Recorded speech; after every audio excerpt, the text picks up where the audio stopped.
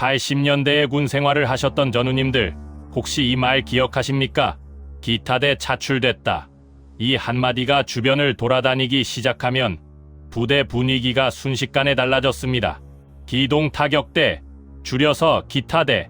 이름만 들어도 오금이 저렸던 바로 그 부대입니다. 80년대 한국 군대에서 기동타격대는 단순한 전투대기 조직이 아니었습니다. 그건 사단장의 자존심이었고 사단 내에서 가장 강한 자들이 모인 엘리트 집단이었습니다.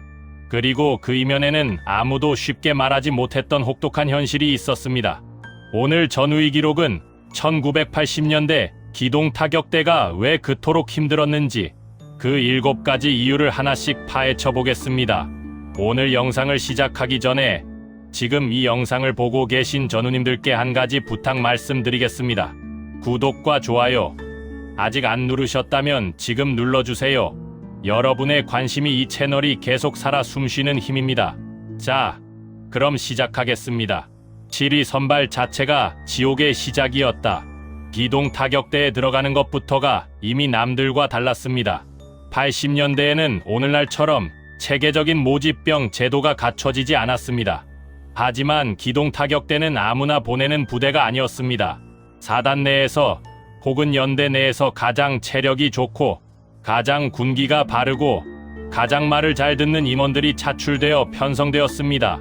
문제는 이 차출이라는 과정에 본인의 의지가 거의 반영되지 않았다는 점입니다. 어느 날 갑자기 중대장 앞에 불려가면 넌 기타대야 라는 한마디가 전부였습니다. 거부할 수 없었습니다.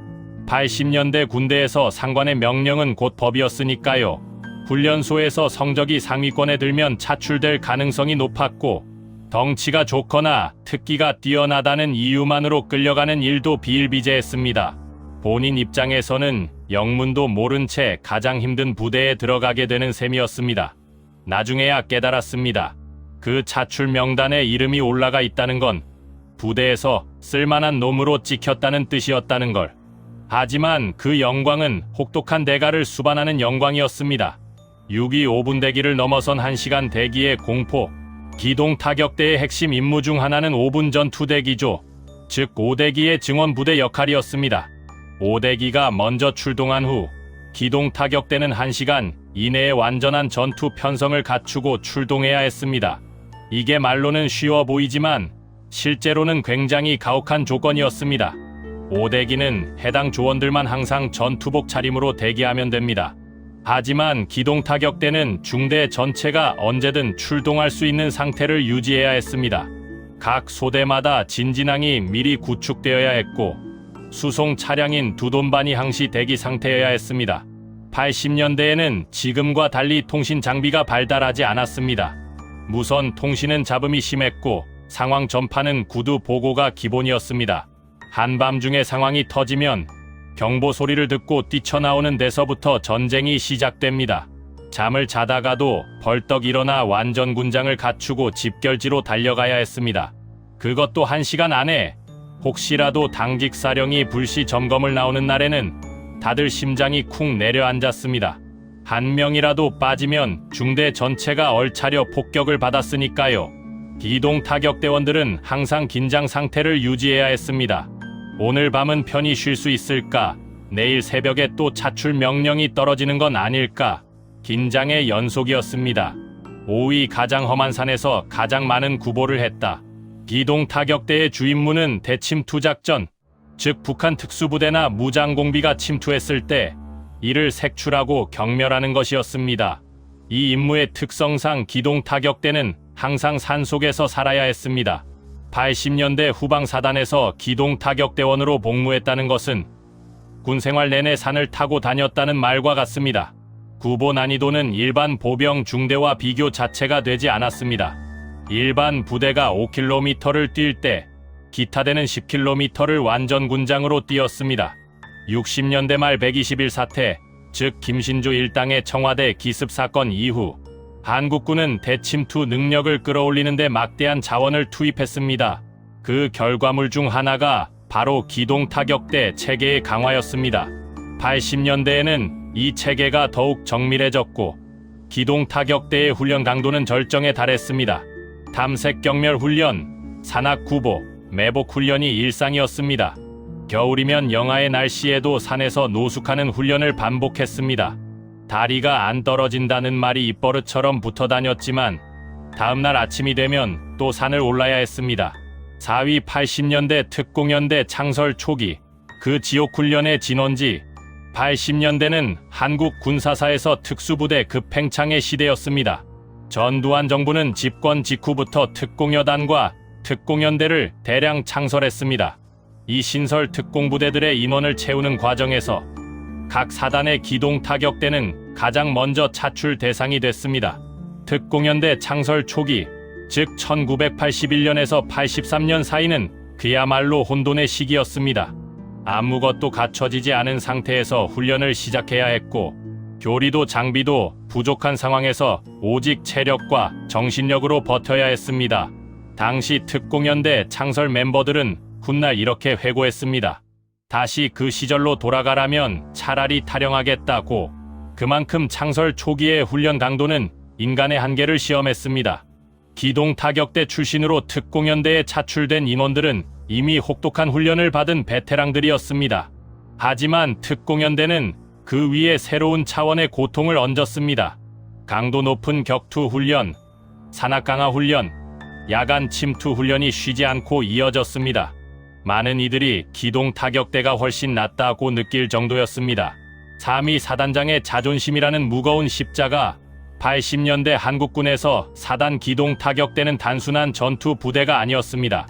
그건 사단장의 얼굴이었고 사단의 전투력을 상징하는 간판이었습니다. 각 부대의 사단장 지휘 아래 편성된 기동타격대는 상급부대 시찰이나 전술훈련, 야전 사열이 있을 때마다 가장 앞에 내세워지는 정예 병력이었습니다. 군단장이 내려온다, 장관이 시찰한다는 말이 나오면 기동타격대원들은 더욱 혹독한 예비 훈련을 받아야 했습니다. 문제는 이 대표성이 기타 대원들에게 끝없는 압박으로 작용했다는 점입니다. 잘해도 당연한 것이고 조금이라도 삐끗하면 사단 전체의 수치가 되었습니다. 그 압박 속에서 기타 대원들은 항상 완벽해야 했습니다. 실수는 허용되지 않았고 피로는 변명이 될 수 없었습니다. 80년대 초반 전두환 정권이 군에 막대한 투자를 하면서 특수부대의 위상은 급격히 올라갔습니다. 그에 비례하여 기동타격대에 대한 상급부대의 기대와 요구도 높아졌습니다. 기타 대원들은 그 기대를 짊어지고 날마다 자신의 몸을 혹사시켜야 했습니다.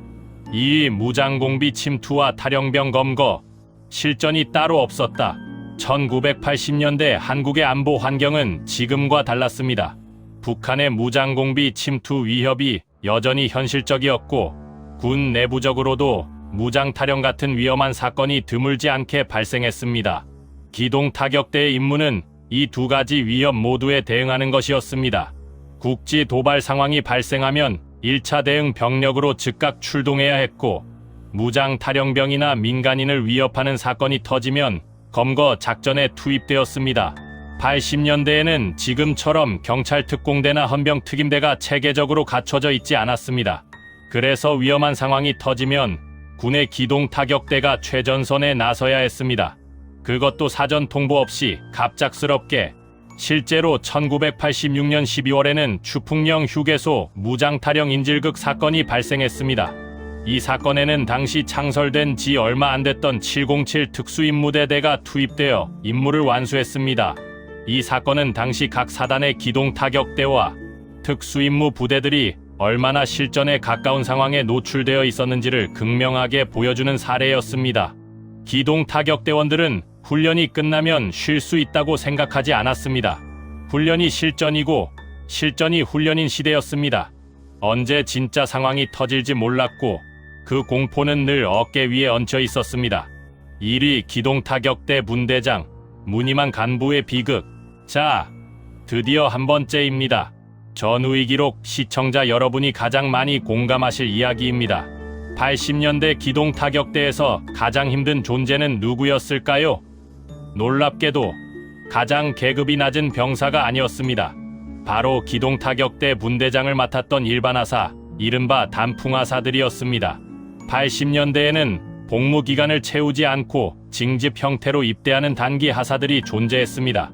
이들은 계급은 하사였지만 실제 위상은 병사와 간부 사이 어딘가에 애매하게 끼어 있었습니다. 문제는 이 단풍하사들이 기동타격대 분대장을 맡는 경우가 많았다는 점입니다. 기동타격대의 분대장이라면 부대 내에서 가장 혹독한 임무를 수행하는 자리입니다. 체력적으로도 정신적으로도 극한의 상황을 견뎌야 하는 보직입니다. 그런데 이 자리에 선 단풍하사들의 현실은 어땠을까요? 위로는 중사, 상사 등 직업군인 간부들에게 넌 아직 병사야라는 취급을 받았습니다. 아래로는 자신보다 나이가 많은 병장들에게 은근한 무시를 당했습니다. 계급은 간부지만 어느 쪽에도 완전히 속하지 못하는 경계인의 신세였습니다.